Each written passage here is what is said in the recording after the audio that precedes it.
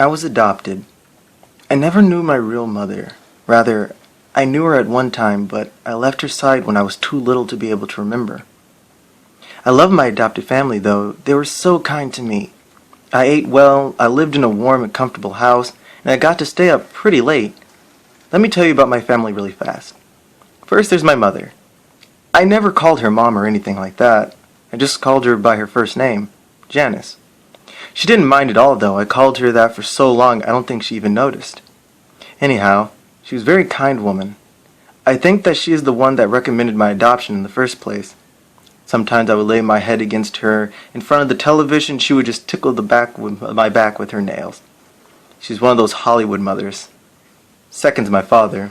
His real name was Richard, but never really liked me much, so I began to refer to him as Dad in a desperate attempt to gain his affection. It didn't work. I think that no matter what I called him, he would never love me as much as his own child. That's understandable, so I really didn't press the matter. The most notable attribute about Dad was his unmoving sternness. He was not afraid to pop his child when they did something wrong. I found that out before I could use the restroom properly. He didn't hesitate to spank me. Well, I'm in line, and that's because of his methods. Lastly is my big sister. Little Emily was really young when I was adopted.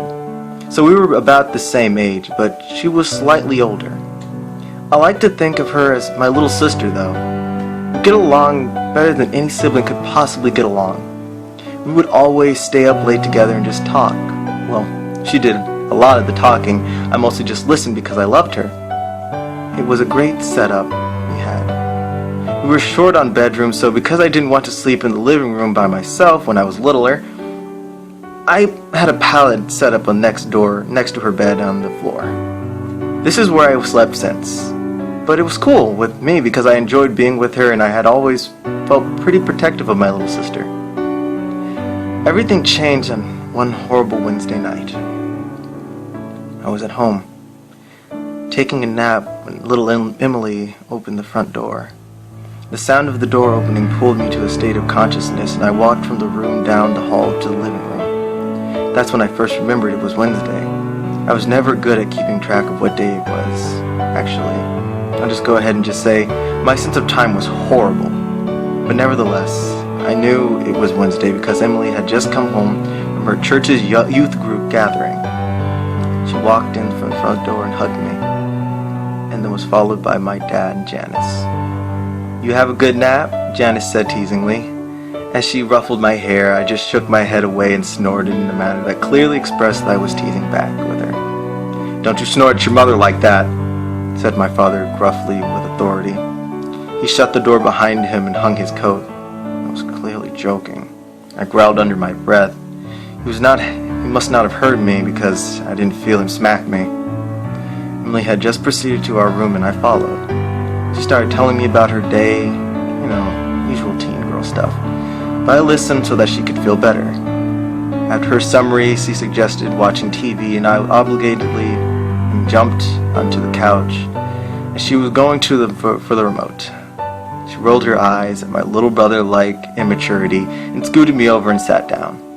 The TV turned on, and we watched together until the sun went down. Emily was the kind of girl that instead of watching cartoons and soap operas would rather watch Discovery and Animal Planet and Natural Geographics. I liked those two, so I didn't mind actually. Those were the only channels that can hold my attention. So it got late and Janice walked up behind the sofa. "Emily, it's past your bedtime. Turn off the television and go to your room, you too." She pointed at me. Emily turned off the program we were watching grudgingly and stood up. She started down the hallway to our room. As I followed, I couldn't shake the feeling that something wasn't right. We went into our room and Emily turned off the light. Just as she did, I caught a flash of movement outside the corner of my eye. It was outside the window, but as soon as I redirected my line of sight where the window was no longer any peripheral vision, what it was that I thought I saw was gone. I still remained alert for my sister's sake. I laid there in the darkness, with nothing but the thin ray of light from the street lamp outside to illuminate the room. It wasn't much, Time and time again, I could have sworn that I heard subtle sounds just outside a window, a twig break, leaves crunching, clothes jostling, and all those while I could smell a faint stench of sweat and blood. I kept my eyes open most of the night. The sounds outside subsided, and the smell left my nose. I began to feel at ease. My eyelids closed. No longer after that I heard a very loud crash. On the other side of the house, I was up in an instant. "There's someone in the house!" I barked with extreme adrenaline coursing through me. "Wake up!" I shrilly pleaded with Emily. She did, and as soon as I saw her sit up, I ran to my parents' room. Dad was dead. His neck was splayed open and gaping. His blood spilled out of it, off the bed and onto the floor. I saw that the master bedroom's door was closed, and just before outside was a man. A man.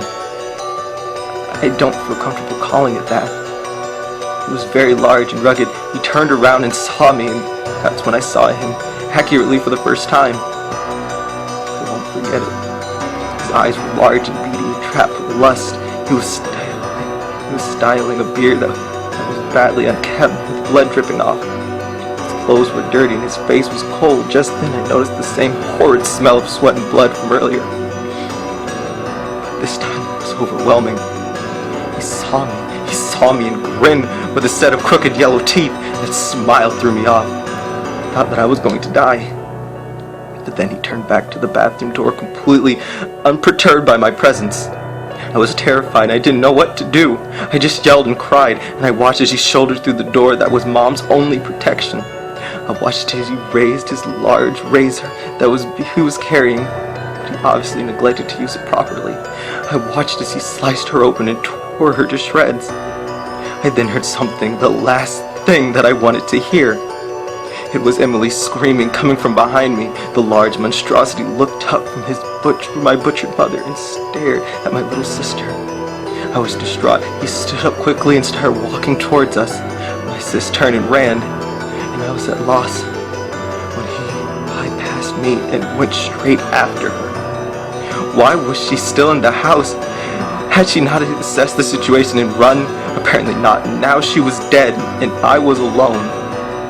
I ran after them both. I expected the man to kill her as he had the rest of my family, but I was sadly mistaken.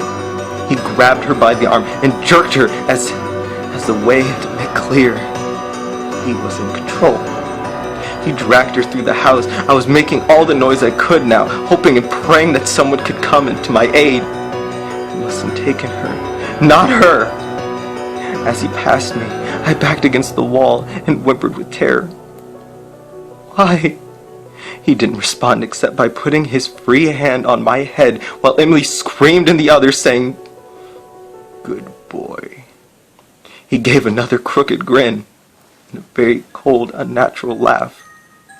I followed him to the door where he dragged my helpless sister after him. He opened it, pulled her out, and slammed it behind him. I'm now sitting in the house with my mutilated adopted parents, shivering and whimpering with dismay. He's out there with her, doing who knows what to her, and I can't do anything. I would go if I could, but I can't. I would chase after them in a heartbeat, but I can't. I sit there, looking at the front door. I look down at my paws. If only I could open doors.